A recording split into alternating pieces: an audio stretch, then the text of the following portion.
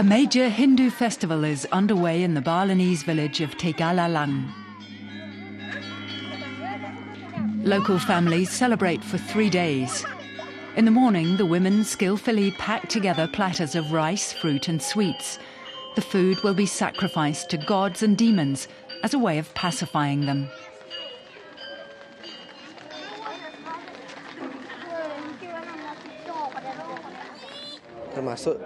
We have a principle in Hinduism, we call it Tri Hitikarana, which is the unity of the gods, humans and nature. That's what we're celebrating. But the balance with nature is in jeopardy. The people of Bali are struggling to cope with a major environmental problem: rubbish disposal. They throw things everywhere, in the river, on the streets, anywhere. We have to teach people the right way to throw away trash. And it's best to teach them when they're still young and in school. David Cooper from Switzerland is a former development aid worker who's lived in Bali for 11 years. He's watched as Western influence has slowly changed the way of life on the island. It's not just on Bali, it's all of Indonesia. The use of plastic really started to pick up about a generation ago. Before that, people here used banana leaves to pack things. You could throw those away and they'd disappear. But the plastic stays.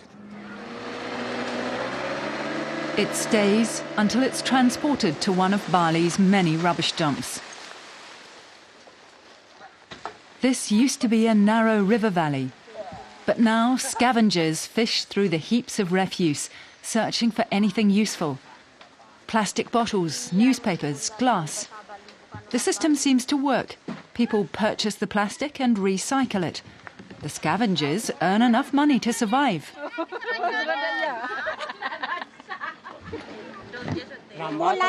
We've spent almost 16 years here and on another garbage dump nearby.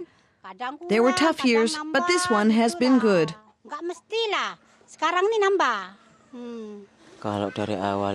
It keeps growing. The number of dumper trucks that carry rubbish here has doubled from last year. The rubbish is piling up, and it's simply too much for the island to bear. The stinking heaps of waste are getting bigger, and the regular rainfall in Bali whisks the garbage from the island's interior out to the coast, where the tourists are. Many of them have started to complain, and that got the government's attention. Tourism is Bali's most important source of revenue. A new recycling facility in the village of Temesi could be a solution to the problem. With help from international environmental organisations, David Cooper has got the project off the ground. Workers here also search for plastic, but since nearly 80% of the waste is organic, most of it remains and rots. Rubbish heaps like these usually release greenhouse gases as they ferment, but in Temesi the workers add oxygen into the compost mix, and that keeps the waste from producing harmful byproducts. Part of the money for the initiative comes from tourists' pockets.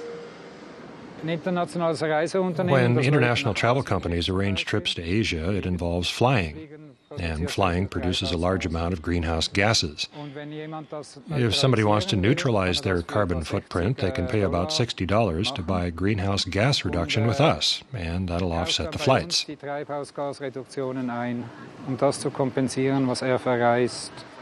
After 4 months, what once was trash has become treasure, fertile soil. The earth is put into sacks and sold to farmers. The entire facility cost $600,000. It's an affordable solution to Bali's garbage problem, but that isn't the top priority for some. The low cost actually works against us. People are more interested in expensive facilities where you can earn commissions on the side. That's not possible with what we have, so it's not considered interesting enough. That's one reason why it hasn't been copied much. There are examples of very expensive projects. Like this one, employees say it costs $7 million.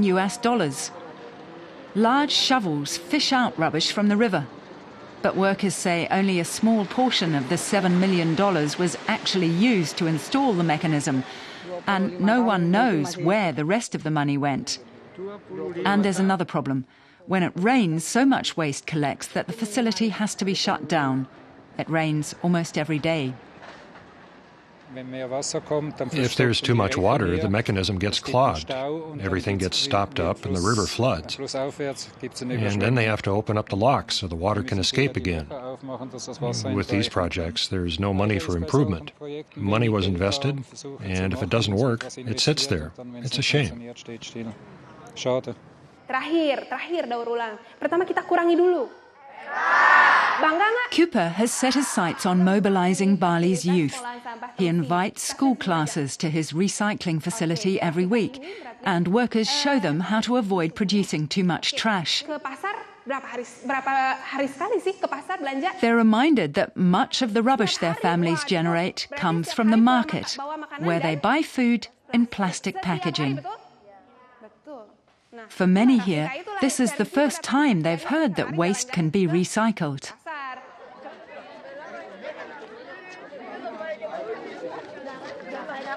Back at the Hindu temple, villagers are performing a traditional dance about love and power.